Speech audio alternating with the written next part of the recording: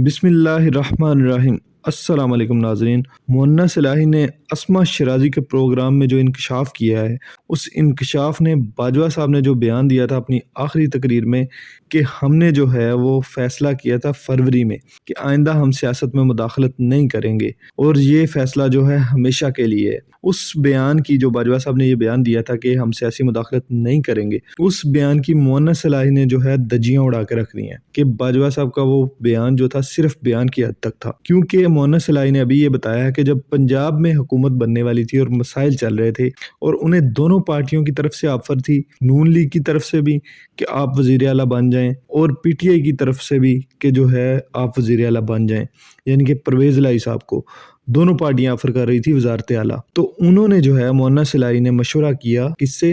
General Bajwa से। General Bajwa ने उनको कहा कि आप लोग जो हैं वो पीटीआई के साथ जाएं। अब ये देख लें कि जनरल बाजवा ने अपने आखिरी खिताब में बताया था कि हमने फरवरी 2022 में ये फैसला किया था कि आइंदा जो है एस्टेब्लिशमेंट सियासी मुदाखलत नहीं करेगी। उनके इस बयान को जो है वो तो मुअन्ना सलाही ने तार तार कर दिया, क्योंकि ये सारे मामला तो हुए ही फरवरी के बाद हैं, बल्कि ये तो अप्रैल के भी बाद हुए हैं।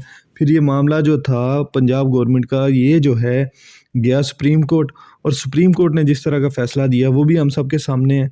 इससे साफ ज़ाहिर होता है कि बाजवा साहब ने जो है आखिर तक जो है वो सियासत से तौबा नहीं की थी। इस बयान से तो यही ज़ाहिर होता है कि वो 16 सीटों के जीतने के पीछे भी किसी न किसी का रोल था ताकि जो है पंजाब में नून लीग और पीडीएम की जो है वो हुकूमत ना बन सके और दूसरी पार्टी की हुकूमत बने, ताकि बैलेंस ऑफ पावर हो, यानी कि जो ताकत है वो वफाक और पंजाब के दरमियान जो है बटी रही, एक पार्टी के पास सारी ताकत ना जाए। इसके बाद खान साहब ने जो 9 सीटों से अकेले लड़ने का फैसला किया, उसमें भी कहीं ना कहीं किसी खास शख्स का रोल था कि उसने उनको मशवरा दिया कि आप 9 सीटों से अकेले इलेक्शन लड़ें, क्योंकि हो सकता है अगर आप कैंडिडेट खड़े करेंगे तो आपके लिए मुश्किल हो जाएगी ये सीटें निकालना, फिर ये जो है पीडीएम की सीटों में इजाफा हो जाएगा। लेकिन दूसरी तरफ अगर आप ये खुद इलेक्शन लड़ेंगे तो पीडीएम के लिए सीटें जीतना मुश्किल हो जाएगा, क्योंकि पीटीएम के कैंडिडेट बेशक जितने मर्जी तगड़े हों वो खान साहब के लेवल के तो नहीं है, क्योंकि ना तो शहबाज शरीफ वो इलेक्शन छोड़ के लड़ सकते थे और ना ही जो है मरीम नवाज लड़ सकती थी, ना ही कोई और बड़ा लीडर लड़ सकता था।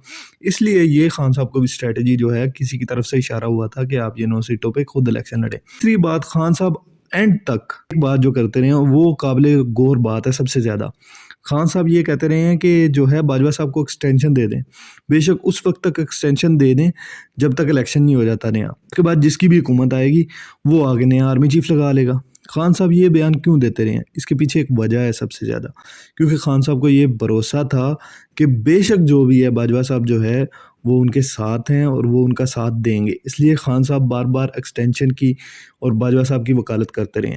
लेकिन जब खान साहब को ये पता चला जो है अवाम में एक एंटी एस्टेब्लिशमेंट सेंटीमेंट पाया जाता है और बाजवा साहब जाने वाले हैं, फिर जो है ये कैंपेन शुरू कर दी लॉन्च पीटीआई ने बाजवा साहब के खिलाफ। लेकिन बाजवा साहब जो हैं वो हमेशा खान साहब के मुहाफ़िज़ रहे हैं। दूसरी तरफ हामिद मीर ने जो इंकशाफात किए हैं वो भी काबिल गौर हैं। हामिद मीर ने बताया कि बाजवा साहब ने जो है जब तहरीक अदम एतमाद आई तो पूरी कोशिश की कि खान साहब को बचाया जा सके। उन्होंने बलूचिस्तान अवामी पार्टी और एमकेएम को भी जो है इमरान खान साहब का साथ देने के लिए कहा, लेकिन वो दोनों पार्टीज़ नहीं मानी, क्योंकि वो जो है वादा कर चुकी थी आसफ अली जरदारी साहब के साथ। ये हामिद मीर ने इंकशाफात किए हैं। तो बाजवा साहब तो एंड तक जो है वो सियासी किरदार अदा करते रहे हैं। डीजीआईएसआई और आईएसपीआर आके बयान दे रहे हैं on behalf of general Bajwa कि इदारे ने जो है वो फैसला किया था कि हम न्यूट्रल रहेंगे और आइंदा हमारा जो है वो गैर सियासी रोल रहेगा। लेकिन बाजवा साहब ने शायद अदारे की पॉलिसी का भी ख्याल नहीं किया खान साहब का साथ देने के लिए, और उसके बाद जो है खान साहब की पार्टी से ही जो है बाजवा साहब के साथ जो कुछ हुआ है वो अब बताया भी नहीं जा सकता। सारी दुनिया जानती है कि पीटीआई ने क्या किया है बाजवा साहब के साथ। जनरल बाजवा और इमरान खान साहब के कंट्रोल से इस्लामाबाद उस वक्त निकला जबकि जनरल फैज़ की पोस्टिंग का मामला आया, क्योंकि इस्लामाबाद में और फेडरल गवर्नमेंट के जितने भी इश्यूज़ थे वो सारे जो है बार बार मेंबरान को इकट्ठा करना, बजट पास करवाना, वो सारी सारी चीज़ें जो है जनरल फैज़ हैंडल कर रहे थे।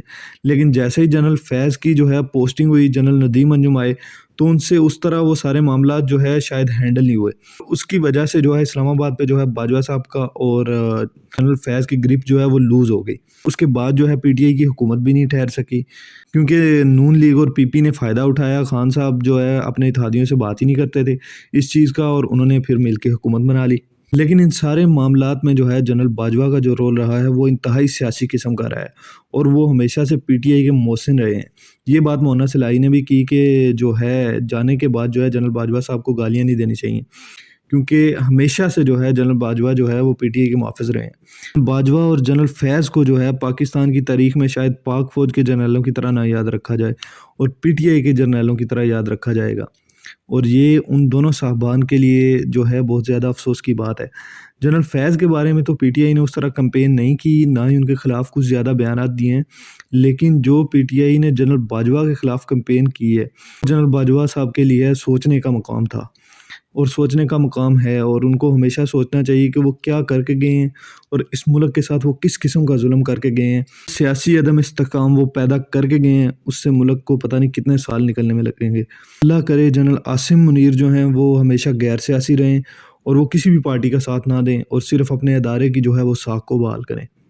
इस तरह की और इंटरेस्टिंग और इन्फॉर्मेटिव वीडियोस देखने के लिए मेरे चैनल को सब्सक्राइब करें, वीडियोस को लाइक करें, शेयर करें और बेल आइकन को दबा दें ताकि आने वाली वीडियोस के भी आपको नोटिफिकेशंस आते रहें। शुक्रिया, अल्लाह हाफ़िज़।